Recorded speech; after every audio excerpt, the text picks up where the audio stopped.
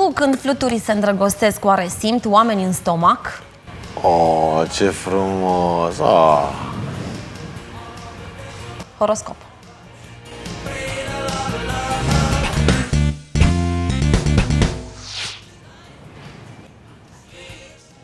Bun găsit la previziunile astrologice de astăzi, 18 iunie. Berbec. Grija pentru alocarea corectă a unor sume de bani te frământă azi. Faci o confuzie asupra listei de priorități comparativ cu cea a partenerului tău. Taur. Aștepți pe cineva care nu se prezintă la întâlnire, dar obții un avantaj nesperat în această conjunctură. Lucrurile se aranjează în favoarea ta. Gemeni. Strălucirea acestei zile îți va anula nemulțumirile legate de situația încordată din casă. Sufletul îți prinde aripi și îndeplinești visele tale și ale altora. Rac. Ziua de azi nu seamănă cu nimic din ce ai trăit până acum. Bucuria sau confuzia te învăluie cu lejeritate și simți că toată lumea e a ta. Leu. Ai nevoie de o puternică motivație care îți va surveni pe o cale din afara domeniului ocupațiilor personale. Te întrebi dacă nu cumva este doar o iluzie. Fecioară. Responsabilitățile planează încă asupra ta și azi. Ești constrâns să mergi într-un loc care nu este pe placul tău și să te confrunți cu unele inconveniente. Balanță. Orice remarcă și orice aluzie îți dă strălucire și te pune în circuit la cel mai înalt nivel. Ai certitudinea și confirmarea că aspirațiile tale se împlinesc. Scorpion. Te retragi într-o zonă a secretelor și te repliezi ca să te pregătești pentru noile ambiții. Ce auzi de la alții nu este în avantajul tău, dar aduni toate informațiile. Săgetător. Moralul îți este fluctuant ca urmare a unor schimbări survenite mai devreme decât le așteptai. Te dovedești insuficient pregătit și ești obligat să improvizezi. Capricorn.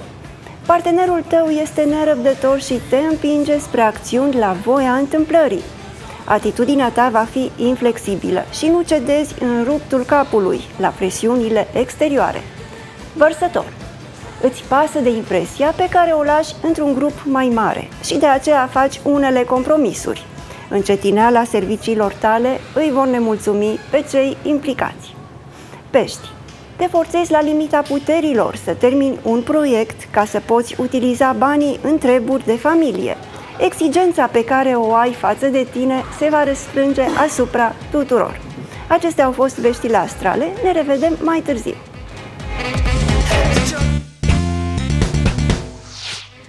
Zice așa, recorduri ciudate. Eu nu le-aș numi neapărat recorduri, dar cei care au scris despre ele așa le-au încadrat. Elevul cu notele cele mai bune primește o mașină. E vorba de o școală din Texas care s-a hotărât să premieze pe cel mai bun elev cu o mașină. Mașină șmecheră, Camaro.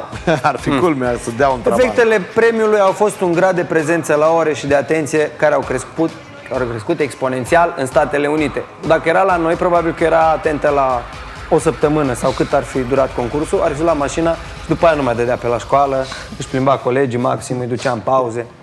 Bun, alt record, să zicem, un grup de deținuți a câștigat un concurs care avea ca premiu o excursie în Scoția. Din păcate, aceștia nu au putut intra în posesia câștigului pentru că se aflau în închisoare. În schimb, ei au primit vizita unui scriitor, asta compensatoriu, și cărți în valoare de $200 pentru fiecare. Asta mi-amintește de o excursie pe care am făcut-o la Gherla, de partea asta a fileului. Nu, zi-o, zi! Am fost în facultate la ceva excursie cu grupa la Gherla și acolo l-am cunoscut. Cu grupa Cu grupa care studia ceva. Și ne-am dus acolo și le-am cunoscut pe comandantul penitenciarului și ne-a zis povești comice. Și ne-a zis, cu vreo câțiva ani. Camera asta. Haideți să vă arăt ceva. Da, și zice, acum câțiva ani, deținuții de la școala noastră, există acolo la Gherla în penitenciar, școala generală numărul 3. Pentru aia care n-au apucat să facă decât 2 clase, 3 clase, să-și completeze studiile. Și dintr-o eroare administrativă, Ministerul Învățământului le-a trimis bilete de tabără. Neștiind unde se află școala generală numărul 3 din Gherla, le-a trimis 6 bilete de tabără. Și deținuții chiar își doreau să meargă în tabără, numai La că n-au putut. năvodari, să omoare și să violeze pe plajă un pic. Că doar cât Mă ești gândeam afară? eu așa, oare îi duceau cu gardieni? Oare le puneau o bilă de aia mare, cum vedeam în desene animate sau în Pe cap. filme? O bilă cu lanț, știi, și lăsa pe nisipul de la mare. Dar se încingea bila. Bun, ar putea continua fantezia asta. Gândurile astea ar putea merge și mai departe, Gândurile cu deținuți, frumoase. cu mare și cu așa mai departe. Adrian Cucu, ai un invitat, ai o invitată. Invitatul de astăzi este Diana Suciu. Servus, Diana. Despre ce vorbim astăzi, Diana? Bănuiesc că despre Astăzi o să vorbim recorduri. despre ce mi-ați propus voi. Exact. M-am bucurat când m-a sunat Ovidiu să-mi spună ce subiect interesant avem astăzi să dezbatem. Există așa ceva în zodii? Există așa ceva în toate zodiile, dar fiecare poate să bată recordul la altceva. La ce? O să vă spun pe rând toate zodiile, le luăm și vedem pe scurt fiecare la ce bate recordul. Acum, la modul general, să știți că zodiile cardinale au cea mai mare predispoziție la performanță și la depășirea recordurilor prin natura lor, de a avea calități pe care alte zodii nu le au. Curajul, dorința de a-și depăși condiția, de a-și depăși starea și sunt mai energice decât alte zodii. Zodiile cardinale fiind cele care se află la începutul fiecărui anotimp, adică cele care aduc anotimpul respectiv. Berbecul aduce primăvara, Racul aduce vara, Balanța aduce toamna și Capricornul aduce iarna. Deci vorbim în primul rând despre aceste zodii care au capacități de lider și de trendsetteri, mai mult decât alte zodii. Ele sunt întotdeauna cele care fac primul pas și, după cum știm, primul pas este cel mai greu. Deci putem vorbi despre performanță și despre depășirea propriei condiții. Deci de-aia nu e atât de greu, că tot eu fac primul pas. Probabil. Diana, probabil, se poate. Bun. Să le luăm. Da? Deci la ce fiecare își poate fi cel mai performant. Berbecul este guvernat de Marte, care este o planetă războinică, este mai bătăios și mai agresiv, este foarte bun ca și militar, în cariera militară și este foarte performant în sport. Taur este performant în acumularea de bogății materiale. Atenție, materiale! Pentru că Taurul este o zodie guvernată de Venus, ca și Balanța, dar în cazul Taurului, Venus favorizează acumularea materială. În cazul Balanței, favorizează acumularea spirituală. Deci Balanța nu adună averi ca și Taurul, deși este guvernată... Adună lucruri materiale. Exact, da. Frumos. Gemenii sunt foarte performanți și bat recordul la comunicare și în relații publice. Și sunt foarte buni în comerț. Ei au câștig de cauză întotdeauna în confruntările verbale. Racul este cel mai bun la capitolul intuiție. Nu îl înșală niciodată. Leu. Leul este foarte bun în tot ce ține de aparență. Pune-l să se îmbrace în așa fel încât să atragă privirile tuturor și să strălucească. Fecioară. Este foarte bun, este performant la mânuirea banilor. Fecioara este întotdeauna un contabil de excepție. La acest capitol al numărării banilor nu este cel mai performant. Deci Taurul poate să adune mult și Fecioara îi numără și îi socotește, da. Îi numără, dar Cuplul nu de ambele sunt zodii de pământ care favorizează lucrurile materiale, deci se înțeleg foarte bine, fac un cuplu foarte bun. Banii pe pământ stau. Da, sunt bogății materiale, este zodie de pământ. Balanță. Este performantă și este foarte bună la capitolul diplomație și maniere și politețe. Întotdeauna balanțele sunt foarte buni diplomați, în primul rând, ambasadori, tot ce ține de maniere, de lucruri de genul ăsta și nu de puține ori sunt chiar șefi de state. Deci ar trebui să avem în guvern mai multe balanțe, ca să zic așa. Ca să fie un echilibru. lucrurile mai... nu știu dacă neapărat... Nu știu, dar probabil că ar avea maniere mai elegante, ar fi lumea mai politicoasă dacă s-ar lua după balanțe. Așa sunt mulți tauri care adună material. Probabil nu știu, n-am făcut o Poate pentru maniere ar fi indicate balanțele, dar știm că balanțele sunt persoane nehotărâte, nu? Și atunci Da, și-au dar decizii... vorbim în partea a doua. Dacă mai este timp, vom vedea și la ce nu sunt performante zodiile, dacă vreți. Să le aflăm și defectele. Exact. Păi sigur, atunci... Adică nu acum. contraperformanțele. Ok. Bun. Am rămas la balanță după Da, da, balanță. da. Scorpion. Este foarte bun la supraveghere. Scorpionul are calități detective. Da, La BAC. Da. Cred că ăștia la BAC. Da, Cred că toți scorpionii la pune BAC. un scorpion să supravegheze și totul va fi sub control, în mod clar. Săgetător. Pensionarii sunt toți scorpioni? Borcanul la perete? Care și asta? stau la geam, după perdea. După o anumită vârstă devii scorpion. Asta e bună. Săgetătorii au calități de lider, ei sunt predestinați să se afle în posturi de conducere, dat fiind că sunt guvernați de Jupiter, o planetă a ambiției și a expansiunii. Capricorn. Capricornul are de asemenea calități de lider, dar se bazează pe alte însușiri decât săgetătorul, adică altfel ajunge acolo, ajunge prin perseverență și răbdare.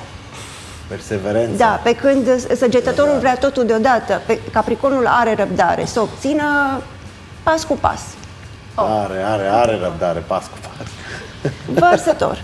Vărsătorul este performant în rapiditate și în viteză. Mai mult decât Asta e foarte tare. orice altă zodie, puneți să rezolve ceva, să umble, să alerge și să aibă Rezolvă imediat. imediat, mai repede decât Pune oricine. să rezolve ceva și imediat strică totul. Poate, în unele Eu așa cazuri. știu. Nu știu. Eu sunt vărsător. La tine te refereai. Da, mă, Uitați, eu așa numai că la n-am mine mă înțeles refer. gluma. Stricătorule. Și în cele din urmă, peștii au calități caritabile și de întrajutorare. Acolo unde este nevoie de ajutor, cheamă peștii. Ei te ajută cel mai bine. Ce drăguț, ăștia aia de completează cecuri și lasă pe masă. La simpozioane. Cecuri, aici e vorba de bani. Nu știu dacă au atâția bani. Peștii nu sunt reputați pentru acumulare. Nu. Dar peștii poate să umble cu taurii care au bani și peștii fură bani de la tauri și dau mai departe. E un cuvânt foarte bun. Da. Sigur. Te pricep la compatibilități între zodii. Felicitări. Mă pricep. Am trecut prin toate. Ce am vrut să te întreb, Diana? Foarte important pentru Să mine. trecem și la contraperformanța zodiilor. Să trecem oare? Da, Colegi, ziceți să trecem? să trecem. Da, dar întâi să întreb ceva. Da. Care e zodia în record cu cei mai mulți oameni? Cu cei mai mulți angajați? Cu cei mai mulți angajați, Pe tot globul. Știm așa ceva? statistici, Cât nu sunt cred, cei mai mulți? care să fie angajați. Angajați în zodia Capricorn, de exemplu. Statistici vreau omul ăsta, Aici Doamne. v-am îmbălmăjit și pe voi și pe mine. Să știți, Deci care zodia nu are ca mai mulți adepți? adepți? Nu mă un pic. Per, alocă. Per, alocă. Numai un pic, puțină logică la pahar. Da, nu un pic. Stai așa. Deci, Da, Nu, știu ce vrea să întreabă. Hai Ce să mai mulți? lămurim- Hai să lămurim întâi lucrurile la Câte ce zodii sunt cele mai multe? care sunt cele mai numeroase? Da. Am înțeles. eu n-am După părerea Ai mea. înțeles? Diana, Da, te am înțeles. felicit! Am înțeles ce vrei să Colegii mei n-au spui. înțeles. Da, dar așa am înțeles eu din statistici că zodiile sunt împărțite în mod egal și proporțional. Doar nu fi ba da. un echilibru. Ba da, este un echilibru în zodii. Da, da. Dar cred că m-am prins ce întreba el în cu unele adepți. meserii sunt mai multe zodii, sunt predominante anumite zodii, cum spuneam în diplomație, predomină zodia balanței, acolo întâlnim cele mai multe balanțe. Cum ar fi în show business, întâlnim cei mai mulți lei. Pentru că ei vor să-și arate mușchii. În showbiz chiar sunt mulți lei. Da. Da? Da? Când nu sunt lei, sunt euro sau alte. Am înțeles. Deci nu e. Dar de ce trebuie să existe? Deci în tot globul ăsta e un haos, numai aici există echilibru între zodii. Pentru că nu le guvernează decât planetele țin de lor. noi. Hai să trecem la reversul medaliei. La contraperformanțe, da? Da. Berbec. Berbecul nu este bun la negocieri și la diplomație. Pentru că e naiv Am crezut că berbecul, zici așa? pe grătar. Berbecii sunt naivi. Sunt naivi și impulsivi, nu au răbdare să fie diplomați și să discute, ei spun totul în față, ori diplomația necesită niște calități oarecum de, Deci nu, e de drăguț că disimulare. vor să zic adevărul, dar poate noi Dar în diplomație, uneori e bine să-l spui altfel. Da, nu poți să zici la ăla pe față că e foarte prost.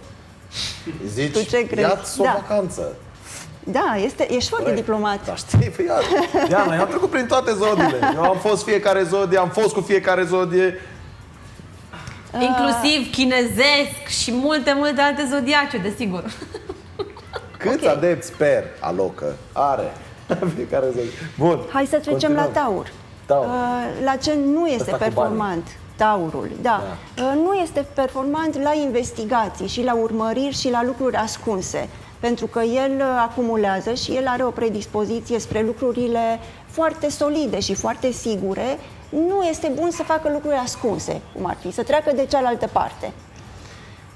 Să trecem la Gemeni. Bun, gemenii nu sunt buni ca și lideri, pentru că ei se dispersează, ei sunt peste tot.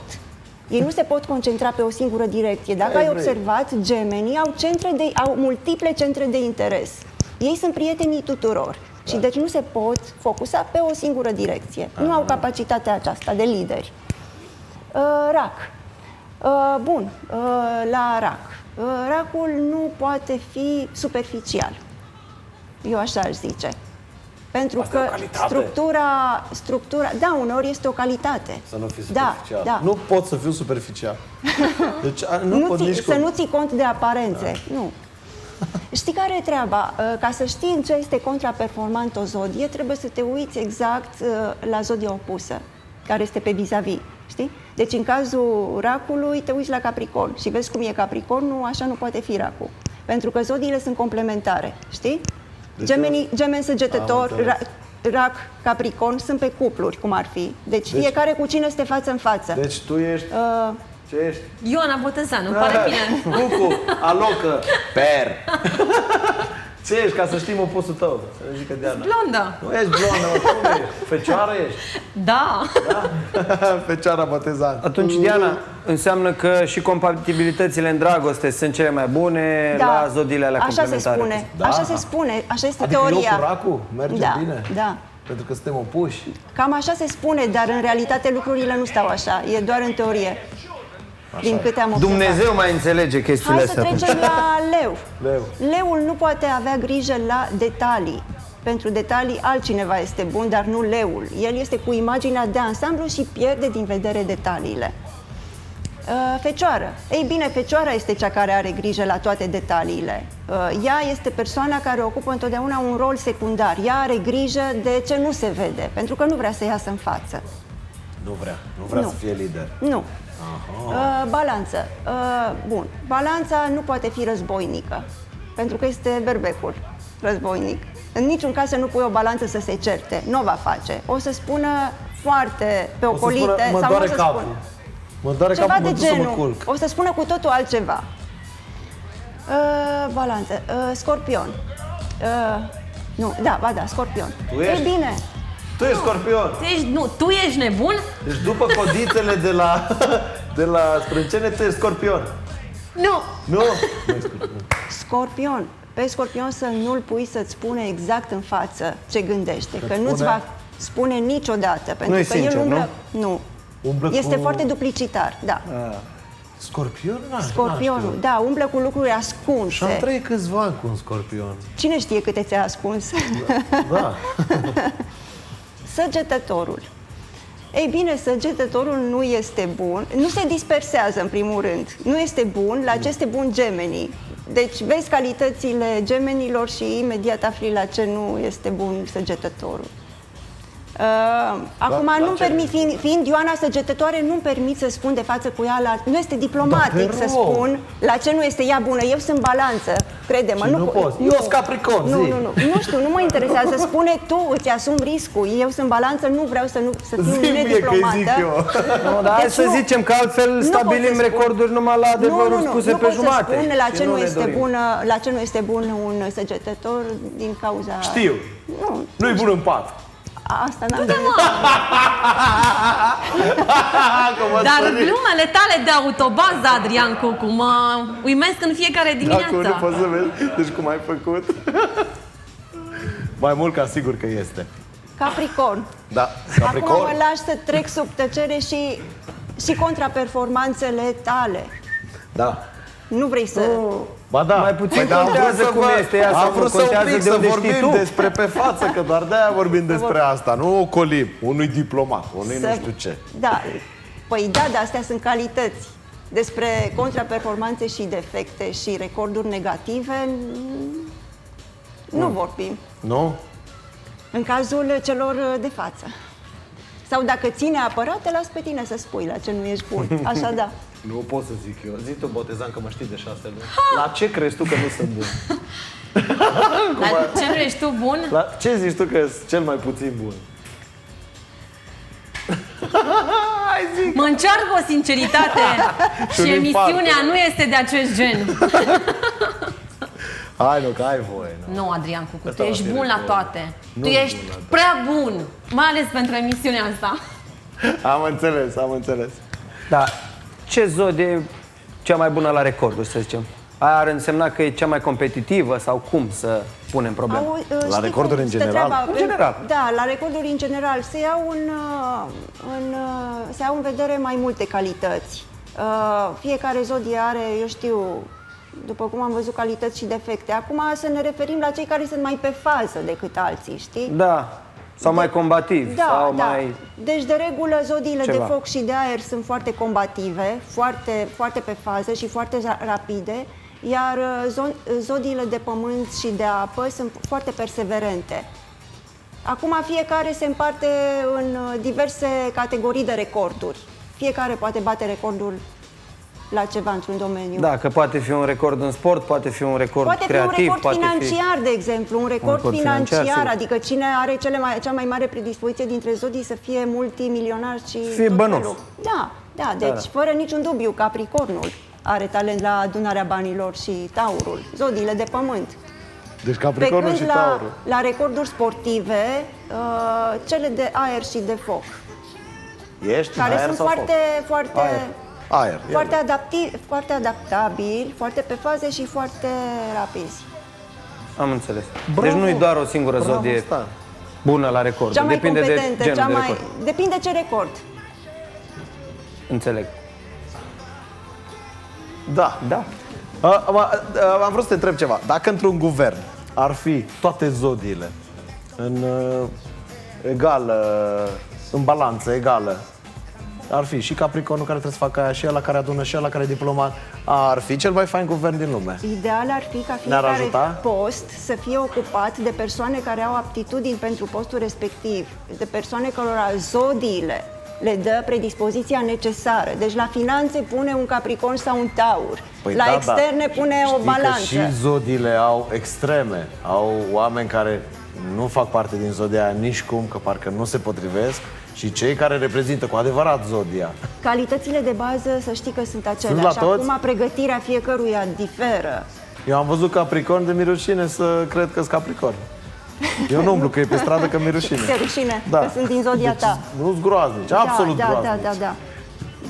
Da, ideal ar fi să fie un guvern de genul acesta luat pe compatibilități, făcut pe baza unor compatibilități de zodie. Și atunci are și ok. Da, Asta trebuie să facem. O să votăm în funcție de zodii guvernul. dar să alegem un guvern aici după alegerile care le-ați făcut Da, săptămâna păi da, mergem trecută? mai departe. Acum domnul Da? Stan a ieșit primar, acum mergem nu mai știam, sus și felicitări. mai sus. Mulțumesc, da, am Mai înțeles sus. că se face contestație, că se renumără, vedem. Au fost mici furăciuni, mânării, Dacă vreți să vă bubăleni. cinstesc, așteptați până să dea rezultatul de la Bej. De Bun, la mulțumim, biroul Diana. electoral. Mulțumesc și eu.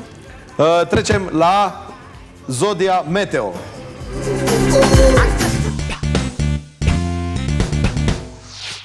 Bună Bună dimineața, la propriu, în ideea în care la amiază ne vom topi. Începem săptămâna cu temperaturi maxime cuprinse între 29 și 34 de grade, ușor mai scăzute pe litoral, spre 27 de grade Celsius. Cerul va fi variabil la munte, unde cu totul izolat vor fi condiții de ploi slabe, de scurtă durată și senin în restul teritoriului. Vântul va sufla slab și moderat. Temperaturile minime se vor încadra între 10 grade în depresiuni și 23 de grade în delta Dunării și în dealurile de vest. Astăzi, la Baia Mare, Satu Mare și Zalău sunt 33 de grade Celsius, în Oradea 34, Arad și Timișoara o maximă de 33, în Deva 32, Alba Iulia 33 astăzi, maxima Sibiu 31 de grade Celsius, în Brașov și Sfântul Gheorghe 30, Miercurea Ciuc 29 de grade Celsius, în Târgu Mureș 33, Bistrița 32, iar la Cluj-Napoca la noapte vom avea 16 grade Celsius și astăzi mercurul va urca în termometru până la 32 de grade. Cu datele meteo ne întâlnim și pe la 10 fără un sfert. Acum o scurtă pauză de publicitate și revenim la răsăriți.